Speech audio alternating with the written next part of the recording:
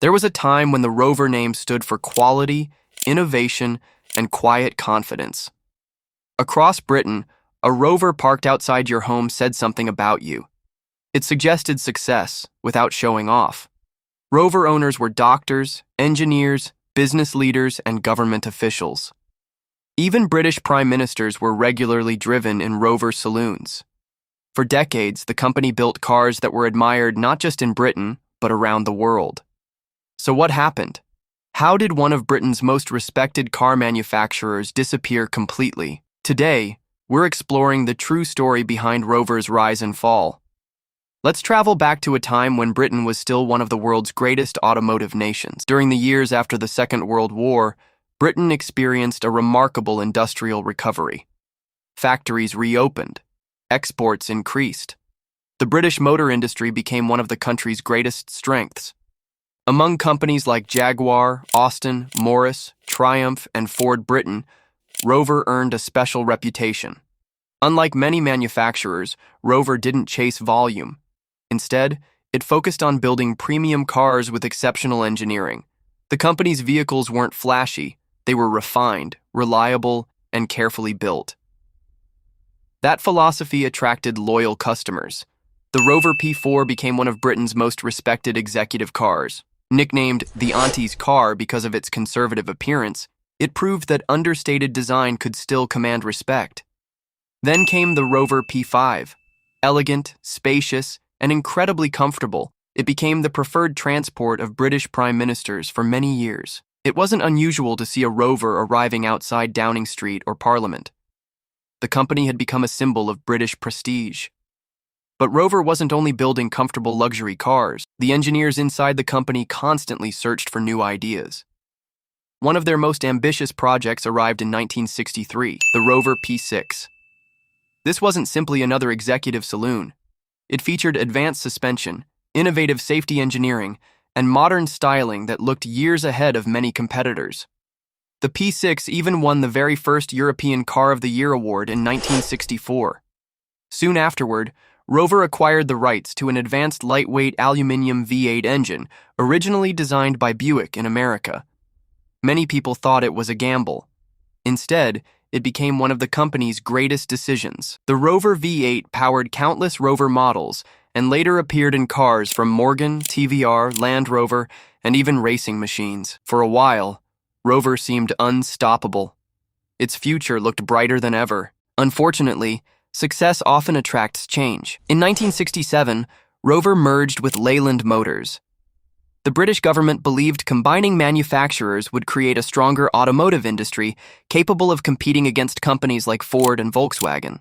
A year later, an even larger merger created British Leyland. On paper, it sounded like a brilliant idea.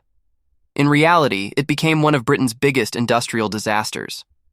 British Leyland wasn't one company. It was dozens of companies forced together. Austin, Morris, MG, Triumph, Jaguar, Land Rover, Rover, and several others. Each brand had its own management, its own factories, and often its own rivalries. Instead of working together, departments competed against each other. Money became stretched, projects were canceled, resources disappeared, decision-making became painfully slow. As the 1970s continued, Britain's economy entered a difficult period. Inflation rose rapidly. Fuel prices increased after the global oil crisis. Manufacturing costs climbed. Car buyers became more demanding. At the same time, foreign competition grew stronger.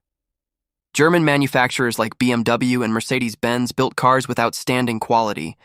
Japanese companies such as Toyota, Datsun, and Honda developed reputations for incredible reliability. British Leyland struggled to keep pace. Factories experienced repeated strikes. Production frequently stopped. Cars often left assembly lines with inconsistent build quality. Some vehicles suffered electrical faults. Others developed leaks, rattles, and rust far earlier than customers expected. The Rover name still carried prestige, but the quality behind that badge was beginning to suffer. Despite these problems, Rover continued producing impressive designs. Perhaps none looked more exciting than the Rover SD1. Introduced in 1976, it was unlike anything Rover had built before.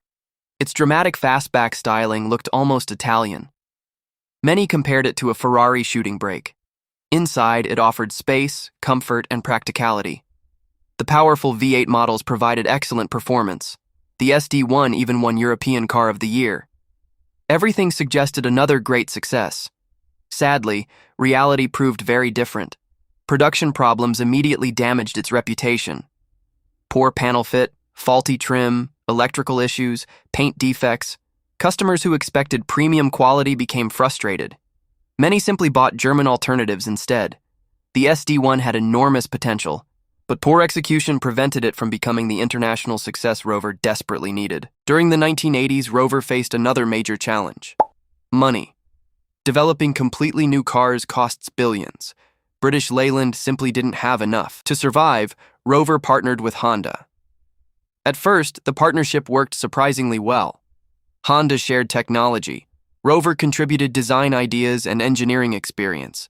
Cars like the Rover 200, 400, and 600 received praise for their refinement. Quality improved significantly. Customers slowly returned. For a brief moment, it looked as though Rover might finally recover. Then came another turning point. In 1994, BMW purchased the Rover Group. Many believed the famous German company would invest heavily and secure Rover's future. Initially, optimism filled the factories, but cultural differences quickly appeared. BMW wanted efficiency. Rover still struggled with aging production facilities and declining profitability. Sales remained disappointing. Development costs continued rising. The relationship became increasingly difficult. After losing billions of pounds, BMW decided enough was enough.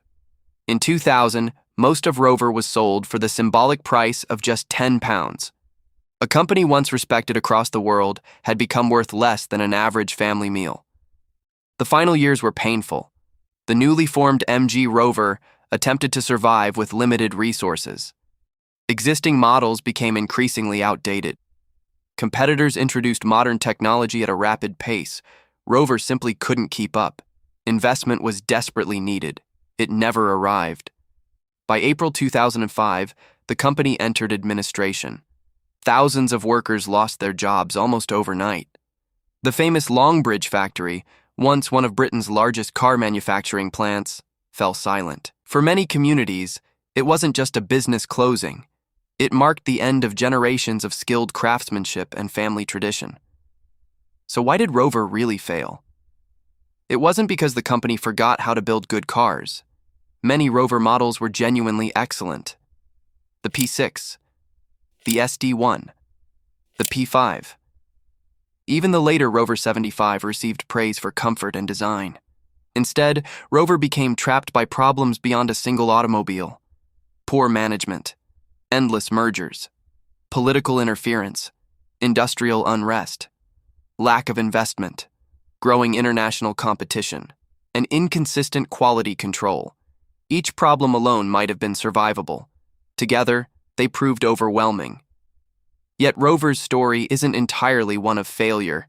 Its engineering achievements continue to influence the automotive world. The famous Rover V8 remained in production for decades. Land Rover became one of Britain's greatest automotive success stories. Many Rover designs are now treasured classics. Owners proudly restore them. Car clubs celebrate them. Museums preserve them. At classic car shows across Britain, polished Rover saloons still attract crowds. Their chrome shines. Their engines rumble. And people remember a company that once represented the very best of British engineering. Perhaps that's why Rover continues to fascinate enthusiasts today. It wasn't simply another car manufacturer. It represented ambition, innovation, craftsmanship, and a belief that Britain could compete with the world's greatest automotive companies. History didn't unfold as Rover hoped, but its legacy remains impossible to ignore. Every restored Rover reminds us of a different Britain, a Britain where engineers dreamed boldly, factories built cars with pride, and quiet confidence mattered more than flashy marketing. Perhaps Rover never truly disappeared.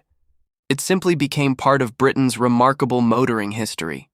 And for those who appreciate classic cars, that history will always deserve to be remembered. Thank you for joining me on this journey through the rise and fall of Rover. Do you think Rover could have survived if different decisions had been made? Let us know your thoughts in the comments below, and until next time, keep the memories alive.